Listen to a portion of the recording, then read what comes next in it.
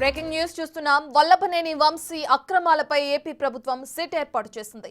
వంశీ అక్రమ మైనింగ్ సహా పలు భూ కబ్జాలపై ఈ సిట్ విచారణ చేయనుంది. వంశీ అక్రమాలపై విచారించడానికి నలుగురితో కూడిన సిట్ పనిచేయనుంది. జీవీజీ అశోక్ కుమార్ నేతృత్వంలో ఈ సిట్ బృందం పనిచేయనుంది.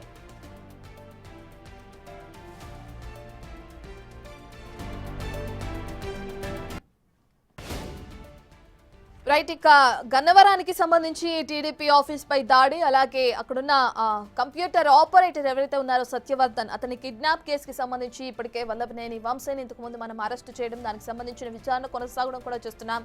అయితే ఇప్పుడు మరొకటి వల్లభనేని వంశీకి సంబంధించి సిట్ ఏర్పాటు చేసింది ఏపీ ప్రభుత్వం. అతనికి సంబంధించిన అక్రమాలపై విచారణ చేయడానికి ఈ సిట్ ఏర్పాటు చేసినట్లు కూడా మనకు తెలుస్తుంది.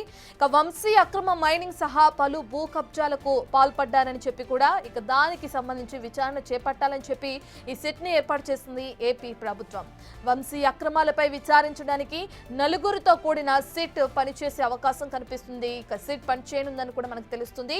జీవీజీ అశోక్ కుమార్ నేతృత్వంలో ఈ సిట్ బృందం పనిచేయనుంది. ఇప్పటికే వల్లభనేని వంశీకి సంబంధించి గత ప్రభుత్వ హయాంలో అనేక భూ అక్రమాలకి పాల్పడ్డారు, భూ కబ్జాలకి పాల్పడ్డారు, అలాగే అక్రమ మైనింగ్ కి పాల్పడ్డారని చెప్పి అనేక ఆరోపణలు వచ్చాయి. ఇక అందులో భాగంగా యువకళం పాదయాత్రలో అనేక సార్లు అటు నారా లోకేష్ కూడా ఈ విషయాన్ని ప్రస్తావించడం కూడా మనం చూసాం.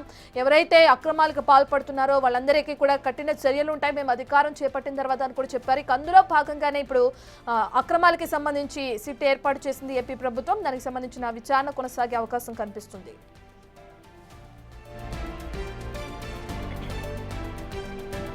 ఇదే విషయానికి సంబంధించిన పూర్తి డీటెయిల్స్ అందించడానికి మా ప్రతినిధి శివ అందుబాటులో ఉన్నారు.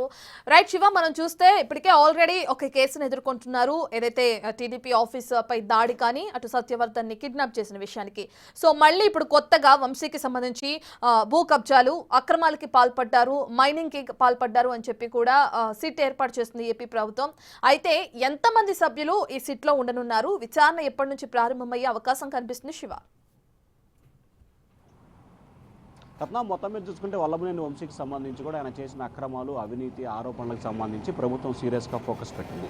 ఇప్పటికే తెలుగుదేశం గన్నవరం కార్యాలయంపై దాడి కేసు, సత్యవర్ధన్ కిడ్నాప్తో పాటు దాదాపుగా గత 10 సంవత్సరాల కాలంగా ఆయనపై 16 కేసులు నమోదయ్యాయి. మరొక 2 కేసులు అదనంగా పెట్టేందుకు ప్రభుత్వం ప్రయత్నాలు చేస్తూ ఉంది. అంటే దాదాపుగా 16 కేసులో 4 కేసులు డిస్పోజల్ అయితే 12 కేసులు ఉన్నాయి.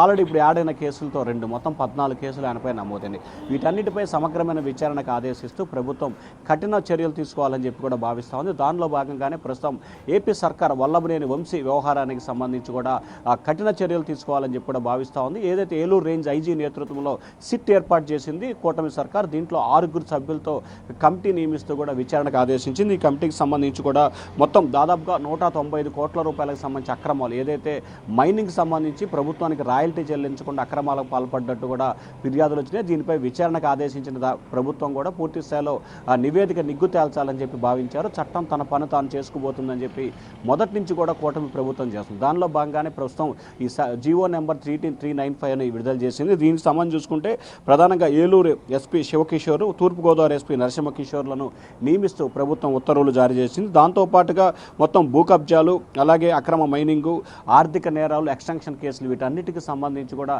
సమగ్రమైన విచారణకు ఆదేశిస్తూ ప్రభుత్వం సిట్ ఏర్పాటు చేసింది. ఏలూరు రేంజ్ ఐజీ అలాగే తూర్పుగోదావరి, పశ్చిమ గోదావరి 2 ఎస్పీలతో పాటు అదనంగా మరొక సిబ్బందిని కేటాయిస్తూ సిట్ ఏర్పాటు చేసింది. ఎల్లుండి నుంచి సిట్టు సమగ్రమైన విచారణకు ఆదేశిస్తూ క్షేత్రస్థాయిలో జరిగిన అక్రమాలన్నీ కూడా నిజాలు నిగ్గు తేల్చి వంశీపై పూర్తి స్థాయిలో నివేదిక ఇవ్వాలని చెప్పి కూడా ప్రభుత్వం ఆదేశాలు జారీ చేసింది. రత్న. రైట్ శివ, మనం చూసుకుంటే భూ కబ్జాలకు పాల్పడ్డారు వంశీ అని చెప్పి కూడా ఏపీ ప్రభుత్వంకి ఇష్యూ వెళ్ళటం, దానికి సంబంధించి సిట్ ఏర్పాటు చేయడం మనం చూస్తున్నాం. అయితే ఏ ప్రాంతంలో ఈ భూ కబ్జాలు అనేవి వంశీ హయాంలో జరిగిన శివ, దానికి సంబంధించిన డీటెయిల్స్ ఏంటి? ప్రధానంగా గన్నవరం నియోజకవర్గానికి సంబంధించి కూడా అక్రమ మైనింగు, అలాగే అదే గన్నవరం నియోజకవర్గానికి సంబంధించి నకిలీ ఇళ్ల పట్టాల వ్యవహారము, అలాగే గన్నవరం నియోజకవర్గానికి సంబంధించి హనుమాన్ జంక్షన్లో రెవెన్యూ కార్యాలయంలో ఫైళ్లు దగ్ధం చేసి పలు భూములను అక్రమంగా రాయించుకున్నారనేది ఆరోపణలు. సో వీటితో పాటుగా రాయల్టీ చెల్లించకుండా మైనింగ్ చేసుకొని దాదాపుగా 196 కోట్ల రూపాయలకు సంబంధించి ప్రభుత్వాన్ని చెల్లించకుండా అక్రమాలకు పాల్పడ్డారనేది కూడా ప్రధానమైన ఆరోపణ. దాంతోపాటుగా జగనన్న కాలనీ, అలాగే ప్రభుత్వానికి సంబంధించిన కొన్ని అటవీ భూములను, ఎందుకంటే గతంలో 2014 టీడీపీ ప్రభుత్వం ప్రభుత్వ హాయం వచ్చినప్పుడు ఆర్కిపల్లి సంబంధించిన ప్రాంతం అంటే గన్నవరం నియోజకవర్గ సమీపంలో రాజధాని వస్తుందని చెప్పి విస్తృతంగా ప్రచారం జరిగింది. అప్పుడు ప్రభుత్వ ప్రైవేటు సంబంధించి అటవీ శాఖ భూములను కొన్ని కబ్జా చేశారని చెప్పి కూడా వంశీపై ఆరోపణలు ఉన్నాయి. సో ఈ నేపథ్యంలో వీటన్నిటిపై సమగ్రమైన విచారణకు ఆదేశిస్తూ సిట్ ఏర్పాటు చేసింది ఏపీ ప్రభుత్వం. శివ, ఈ సిట్కి సంబంధించి ఏదైతే 4 సభ్యుల బృందం విచారణ కొనసాగించే అవకాశం కనిపిస్తుందని మనం చెప్పుకున్నామో, ఇక దాని ప్రకారం చూసుకుంటే ఇప్పటికే ఆల్రెడీ ఒక కేసు వంశీకి సంబంధించి విచారణ కొనసాగుతుంది. ఏదైతే మనం ఇంతకు ముందు చెప్పుకున్నట్లుగానే టీడీపీ ఆఫీస్కి కానీ అటు ఎవరైతే సత్యవర్ధన్ కిడ్నాప్ విషయానికి సంబంధించి కానీ సో అది కంప్లీట్ అయిపోయిన తర్వాత ఈ సిట్ విచారణలో వంశీని విచారించే అవకాశం కనిపిస్తుందంటారా, లేదంటే అది జరుగుతూ ఉండగానే ఈ సిట్ కూడా తన విచారణ అనేది ముమ్మరం చేస్తుంది ఎల్లుండి నుంచి అనుకోవచ్చు అంటారా? అంటే ఒకదానికి సంబంధం లేదు.